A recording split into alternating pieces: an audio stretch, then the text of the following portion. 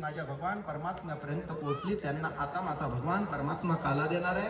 प्रत्येकाची सेवा असेल, कोणाची आर्थिक बाजूची असेल, कोणी आपली शारीरिक असेल, कोणाची मानसिक असेल, ही माझ्या गोस मातेपर्यंत पोहोचली, माझ्या भगवान परमात्मापर्यंत पोहोचली. आता सगळ्यांना माझा भगवान परमात्मा काला देणार आहे. कंठी धरिला कृष्ण